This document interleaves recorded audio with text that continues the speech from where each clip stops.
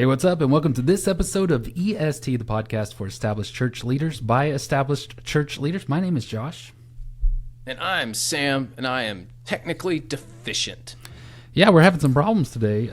Somehow it let you, me, and the guest in just as guest with no host. And we have to have It's like, how do we record this? There's no record button. But since you are listening to this, you know that we figured it out. So That's right. Even though I am technically deficient, I somehow managed to get things recorded here. Hey, Sam, this is actually I cannot let this go. This is the first recording we've done since the Texas Rangers won the World Series, and they went through Tampa to do it. So, I mean, are we still friends? Are you and I still good? Yes, we are still friends because, one, you're not a Yankees fan. That's true. That's Two, true. You're not an Astros fan. Three, You're not a Red Sox fan. And while I want my team to win the World Series, and I would love for the Diamondbacks to win because of Evan Longoria, I'm totally fine with the Rangers. So yes, we can stay friends. Well, because of those fandoms that you just mentioned there, I think it's a good time to bring up Eric because he's from that region, and he very well could be a fan of one of those teams that you just said are the evil dynasties. I feel really bad because I spent 10 years doing ministry in the Bronx and converted from a Phillies fan to a Yankees fan while over there. So that is my story, much to my parents' dismay. Boo this man. Yeah, since we brought him up, this is Eric Hoke. Eric is going to be on our show today. He's a great guest. He's got a lot of insightful things that we're so excited to share with you about pastors and ministers transitioning from, vocational ministry to bivocational. Sam's such a great and talented voice in that space, and so I thought this would be a great show. Yeah, it's certainly good to have you, Eric, and we're going to dive into this subject in just a moment, but I want to thank our sponsor, Church Teams. Church Teams has been with us a while. Thank you, Boyd. Thank you, Church Teams. You allow us to give this podcast to our listeners for free, so all of you, you know what you need to do. You need to go check out their offer at est.church. Again, est.church. You've got a little form you can fill out. They're going to give you 2 months free.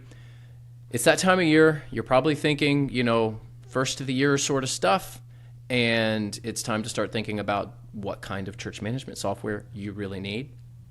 Church Teams is there to help you out. They really can do it all, and they can do it all at a price point for any size church, and that's what I love about how they do their business.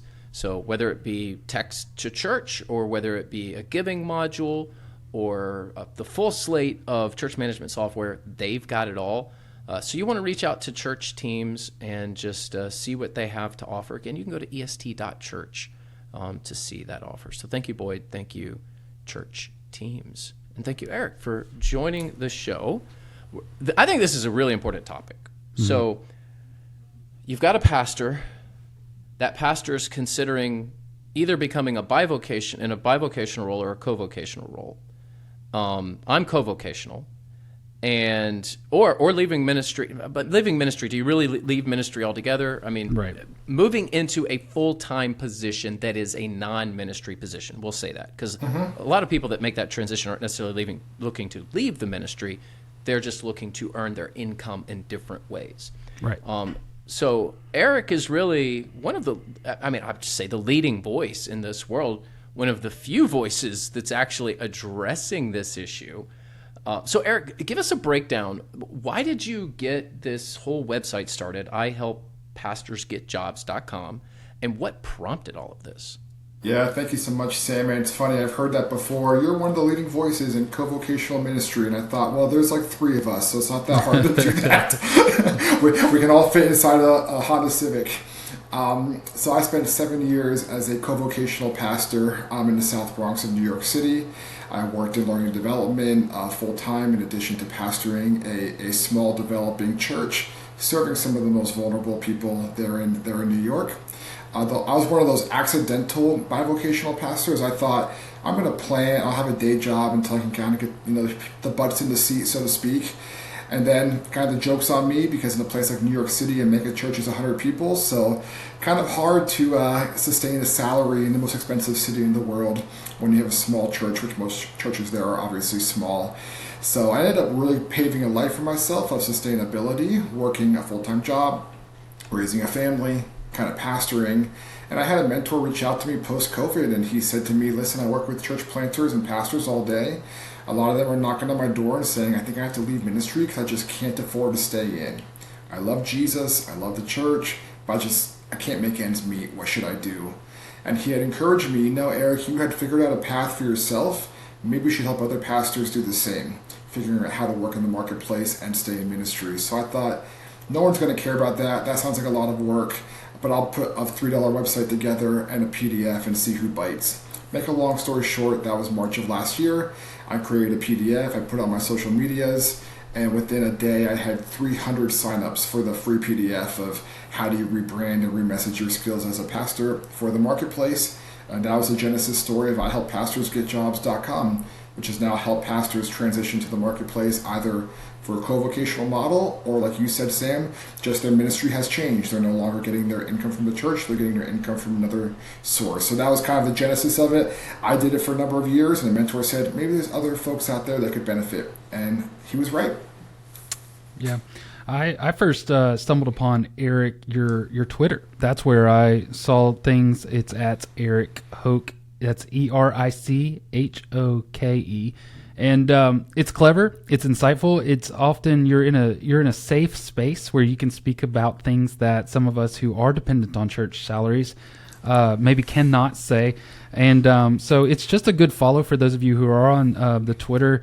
I think there's a few people out there that are still doing that, holding on to the very end. And but I did want to share this one. I think this is one of the first ones that went viral for you. And it says, remember, friend, a $5 iced latte a day is $25 a week, $100 a month, $1,200 a year. After 10 years, that's $12,000, which is still nowhere near enough to put a down payment on a house. So enjoy your espresso in peace.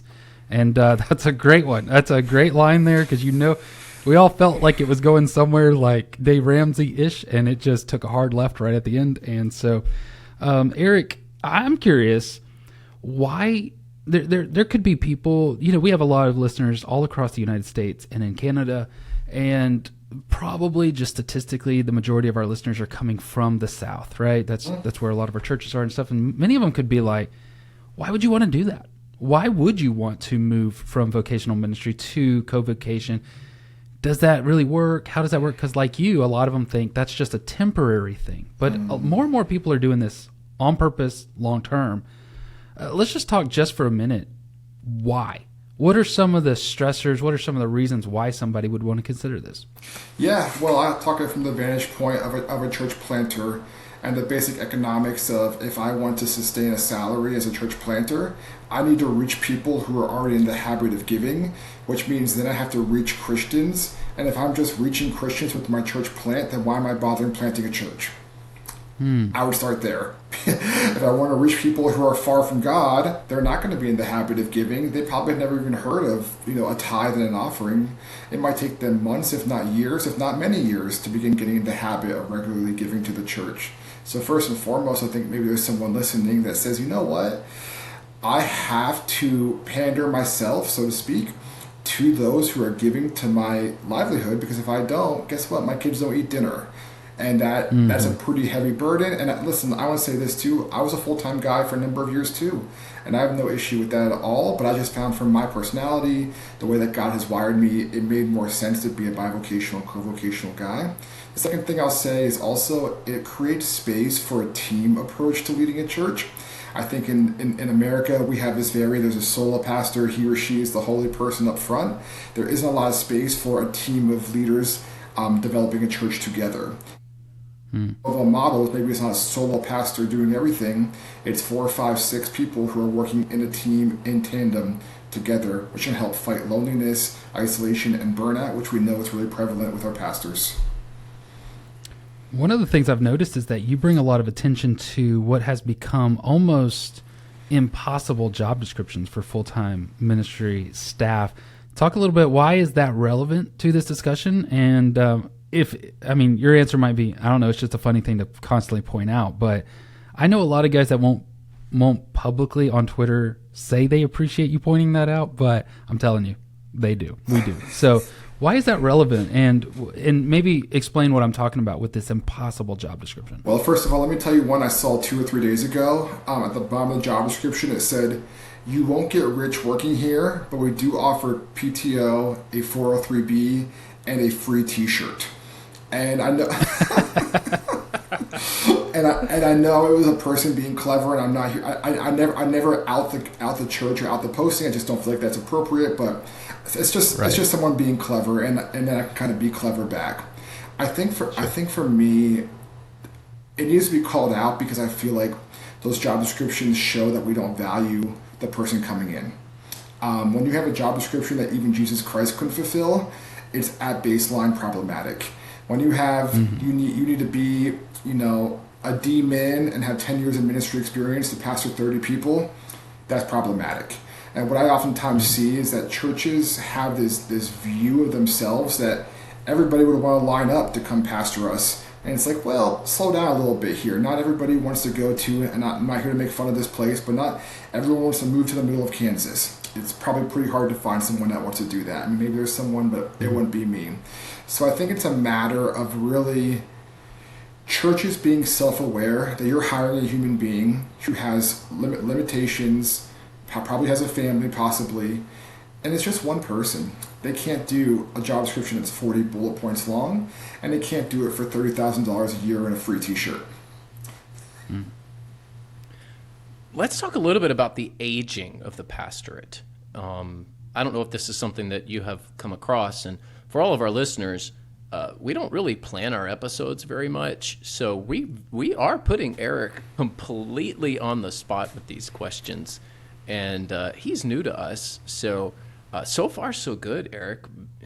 I love your Twitter feed, by the way. Definitely go check him out. And I'm like you, Josh. I still call it Twitter. I refuse to call it X. I'm not calling it X. I never will. I'm just not doing it. Yeah. So the average age of a pastor, it fluctuates a little bit. It depends on who's counting the particular sample in the survey, but it's 59, 60 years old, somewhere in that range. What does this have to do with job openings and your world? What are you seeing as the pastorate gets older? So I have a theory. I have no data in this. I never researched it. It's just a theory. My theory is kind of Gen X millennial pastors are coming of age in a time when work looks radically different at large. So, for example, I'm 36. I grew up with Facebook. I grew up with social media. I know what people from high school are doing. I know what people from college are doing. My father, who I just had lunch with a couple hours ago, is 63. When he was 36, he didn't know what people from high school or college were doing with their careers.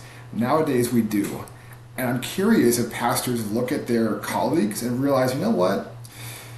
My friend I graduated college with, he chose this path. I chose ministry. And around my mid-30s, maybe 40s, I'm realizing, there's a massive difference of his lifestyle versus my lifestyle, because I see it on my Facebook feed and Instagram feed every day. He's going to Maui, I'm going to the Jersey Shore. Not saying it's just that, but his kids are going to private school, my kids are going to public school. He has a beautiful home, my home's not as nice. But even to get more granular, I don't have health insurance or quality health insurance for my children. I don't have a retirement. And I'm wondering if a lot of pastors are choosing a co-vocational model or leaving church ministry altogether because they realize around my age, like 35 to 45 years old, if I don't take a right turn pretty soon, the next 20 years are going to be pretty tough. And that's what's perhaps taking them out of ministry sooner than previous generations that stuck in there because they didn't have that exposure to other people's lifestyles like we do today in the modern world with social media. Like I said, just a theory, have no data on it, but that's just my thought. I think that's a good theory. I think it holds up. I would also add to that theory. I think there is a comparison where you're looking at your classmates or your graduate friends, but there's also another reality, and this goes back to the job description, in which ministry is, once you're in it for a while, it is so vastly different than what you thought it was going to be. You thought the majority of your time was going to be preparing Bible studies, what you learned in seminary, shepherding people's hearts, praying for them, helping them through tough times. And then you sit down and you look at a couple weeks, maybe months, maybe years in which you have mainly dealt with insurance, building projects, fights that have to do with money, that kind of stuff. And you're looking around going, I can do this same type of work, but make $40,000-$50,000 more and have insurance and not be, put under this fake religiosity. So I think some of it has to do with just, you look up, I heard one guy say one time, I looked up and I was just an event planner for a nonprofit. I wasn't pastoring, and there are nonprofits that are paying more than what I'm paying, and I need to, and again, I don't think it's like I want to go to Maui. I just think it's like my kid's going to need a car, or we've got to pay insurance, and I don't know what to do about that sort of stuff. Yeah, and I'll just add one more thought. Inflation is not helping the problem. Housing costs is not helping the problem. For a lot of boomers, they're locked in at this point, meaning their house is either close to being paid off, or they've locked into a low rate at a minimum. Many boomers, maybe they think they got one more move, but likely they're in their last place and they know that. And Gen X, certainly millennials, Gen Z is a little young to be kind of coming up in ministry, but the oldest of them are getting close. But certainly Gen X and millennials, and especially millennials, just because the generation is so big, is looking at the prospects of the future. And just like what you both are saying, going, I don't see how this is feasible. Mm-hmm. It isn't, I want a luxury vacation. It's, I really don't see how I can do this. And what is it doing? It's one, preventing people from going into the ministry. And two, it's causing an exodus from the ministry. And Eric, what I love about what you do is you address this reality. There's no pie in the sky sort of stuff. These things are happening. So Eric, you've definitely touched a nerve. And again, the website is ihelppastorsgetjobs.com. My only regret there, Eric, is that I didn't think of it first. It's a brilliant idea. It's a huge need. There is very few people that are giving a voice to this. And I know that many of our listeners are probably thinking the same thing. And this is why I have been such a champion of bivocational, co-vocational positions, because it's so important for you to be able to provide for your family. And there are just not going to be a slew of ministry positions that will enable you to do that. There will always be some. There's going to be big churches that pay a lot. Those pastors get a lot of attention. Wow, that guy makes 7 figures at his church. That exists, but it is extraordinarily rare. What is normal is I don't quite know how I'm going to make my car payment. Mm-hmm. That's normal for pastors. Yep. Hey, so I'm curious, Eric. So we've got listeners. I mean, I don't know if we're allowed to. I'm sure we're allowed to say 13,000 plus downloads, and so we've got a lot of people that are listening and going, this is hitting at a nerve that I've been feeling for a while. Did you say we get 13,000 plus downloads? Right. Am I wrong? No, it's 18,000 a month now. We've grown a little bit. My bad, you 5,000. I did not mean to other you. So. Josh is leaving out the Canadians. We're very, very sorry for those. We're sorry for those of you who are up north. It was the Astro fans that I left out. So there's not that many of them. I hope there's not that many of them. So Eric, here's the thing. On the other side of this, if somebody was to say, "Hey, I'm going to go home and talk to my spouse about this," is there a common other side of this? Like, once I cross that Rubicon, here's some of the jobs, the tasks, the careers that are on that side that actually, even though many of us went to seminary or have Bible degrees, we're actually well equipped for it because of what we do. Is there some common things that could help somebody envision the other side? Yeah, absolutely. And to go back to your earlier point, Sam, you made a really good one. If you're going into ministry, you're a lot more likely to pastor 65 people than you are to be a megachurch pastor.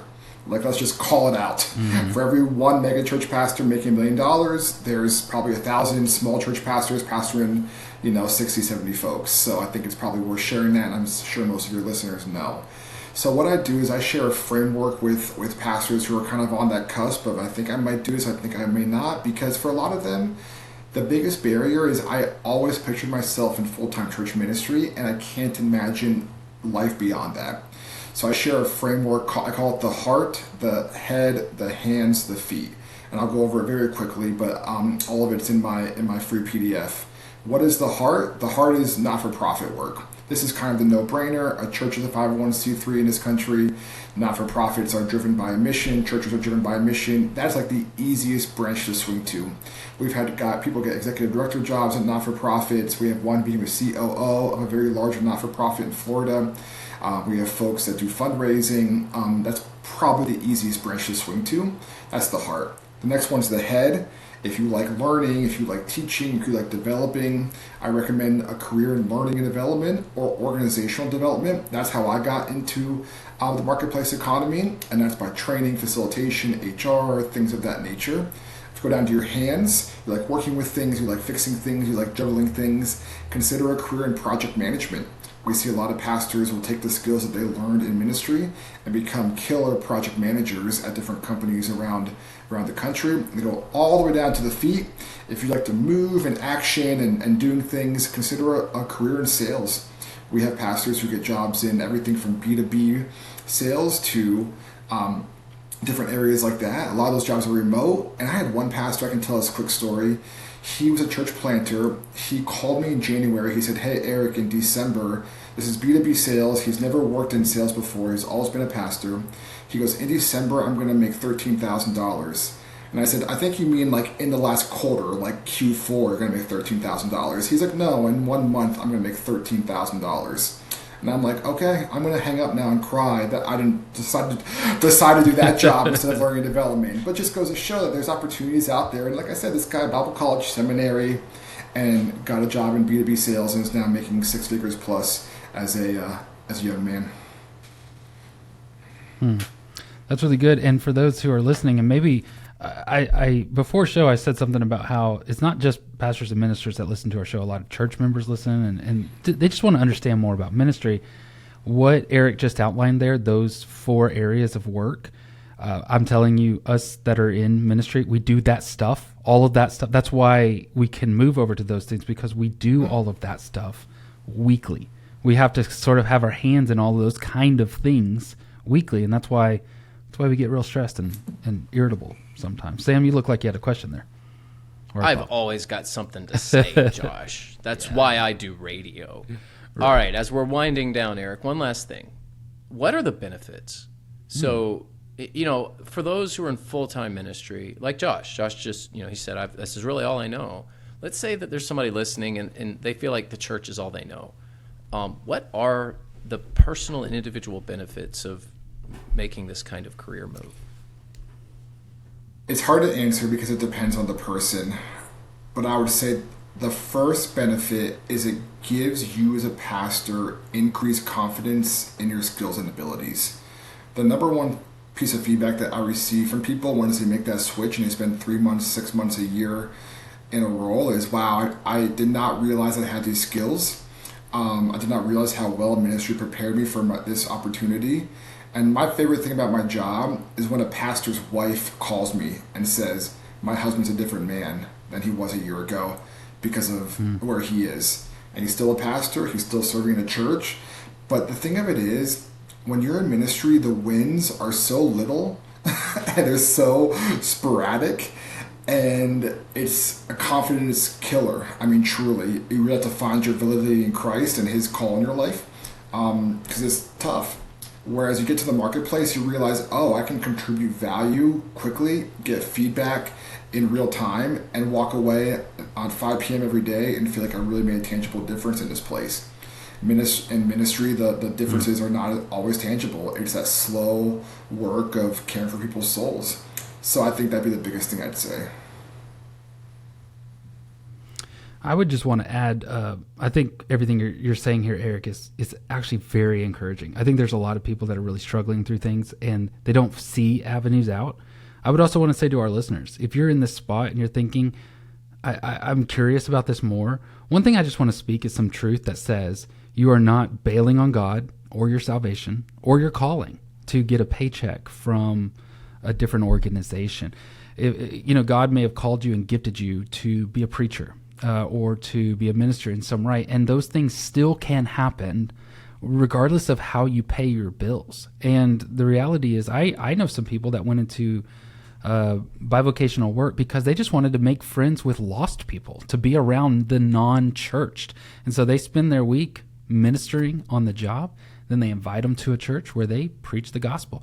And so there's something, it's not giving up. It's not quitting. It's not bailing. It is a strategy and an approach that I believe God will honor and does honor. And it's not the same as saying that you quit ministry to get your paycheck from a different place. Those are not the same.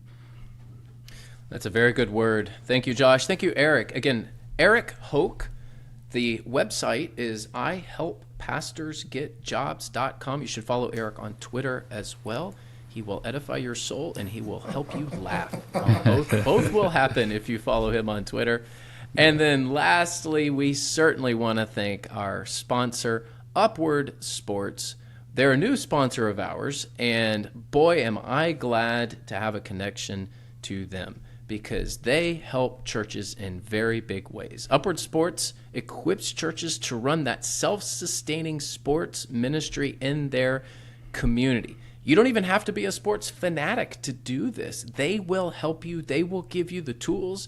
They've got basketball, soccer, flag football, cheerleading, volleyball, baseball, softball, a number of different sports that you can utilize. You don't even need a gym. If you're thinking, wow, our church doesn't have a gym, you don't even need a gym. If you have a field or a parking lot, they can help you. They will use sports as a bridge to the community. Many times we hear this question coming from churches: how do I reach my community? How do I get into my community? Well, Upward Sports can help you do that. By partnering with Upward Sports, your church will customize your unique player package. They can, put this thing together just for you to where it is just right for your church. They've got this self-sustaining ministry that you can do. They are your partner to reach the community. You definitely need to go check out Upward Sports, and the way that you do that is to go to upward.org/church answers. Again, upward.org/church answers.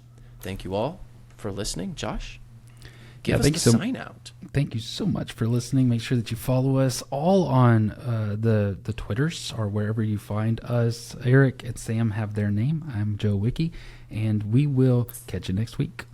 Upward Sports equips churches to run self-sustaining sports ministries in their communities. Whether you're a sports fanatic or on staff at a church, Upward Sports will give you all the tools you need to run a first-class sports ministry that allows you to reach families in your community. Upward Sports offers basketball, soccer, flag football, cheerleading, volleyball, baseball, and softball through league and camp offerings. At Upward Sports, we want to help your church make a difference and give you increased opportunities to share the gospel. Learn more today at upward.org/church answers.